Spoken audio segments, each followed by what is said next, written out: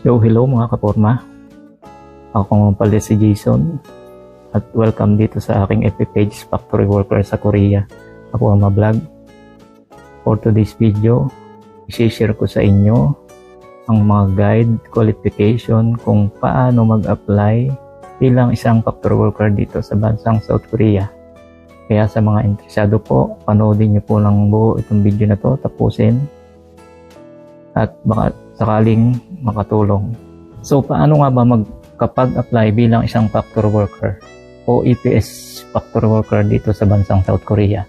Mga qualification and requirements, dapat po may valid passport, at least 1 year's validity nito, may e-registration account sa DMW website or POEA website. Age limit 18 to 38 years old. Kahit po walang natapos na o walang pinag-aralan, ay okay na okay po mag-apply. Walang criminal record or hold departure order at wala pong mga sakit na nakakahawa tulad ng TB history, HEPA, AIDS, HIV, or syphilis. At siyempre po, dapat hindi kayo colorblind.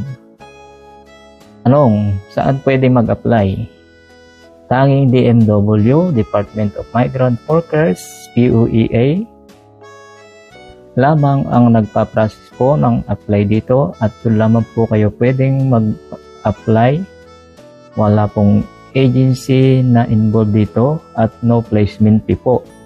Ito po ay government to government process. Proseso ng apply. Kailangan successful na nasa final list ang name sa registration. Kailangan ipasa ang EPS exam, skill test, or competency test if required. Kailangan maipasa ang medical result na fit to work ka. Kailangan mo din ipasa ang Ishihara or color blind test. After makapasa at makapag-submit ng mga requirements sa DMW, gumawa ka ng iyong EPS account. Mag-antay ng approval from HRD para kasama ang application sa job roster at subject ka na for selection.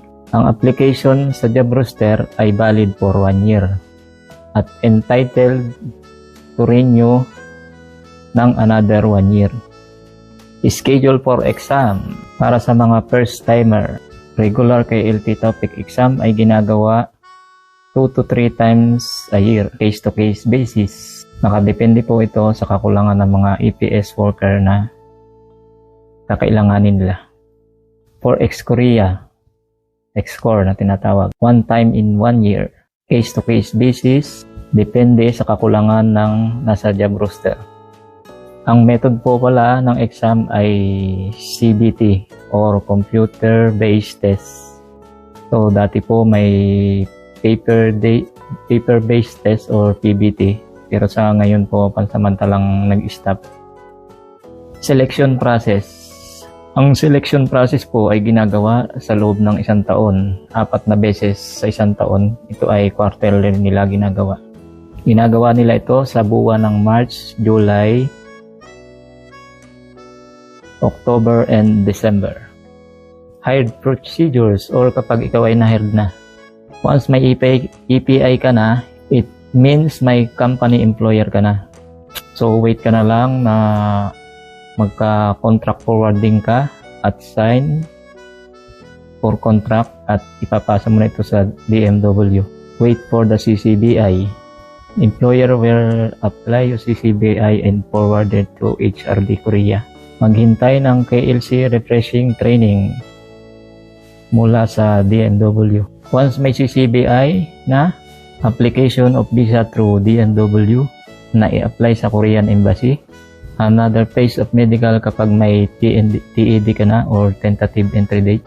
Kapag okay na po lahat, schedule na yan ng PIDOS. Through online or pre-flight briefing. So deployment na po tayo. Maglalabas ang DMW ng schedule of flight mag-report sa DMW para sa final documentation at processing sa araw ng iyong flight. And ito na yung pinakahihintay at pinaka-exciting. Bigaya ng itinerary ticket, legendary blue jacket, name tag at iba pa. And ang sunod na po niyan ay pupunta na po kayo ng airport. Ito lang po, noted nyo lang po. Hindi po porket kayo nakapasa na sa medical dyan sa atin sa Pinas ay mag-iinom na kayo, mag-celebrate. Huwag nyo pong gagawin yan dahil pagdating nyo po dito, pagdating nyo sa training center, may medical ulit kayo. Hindi po muna kayo kakain nun, medical po muna. At once na po kayo ay sumabit sa medical dito, maaari po kayong mapauwi ng Pinas. Doon po masasayang inyong lahat ng pinaghirapan at mga gastos. Wala kayong kabawi-bawi. So yun lang po, sana po nakatulong ang informasyon na to sa mga interesado po.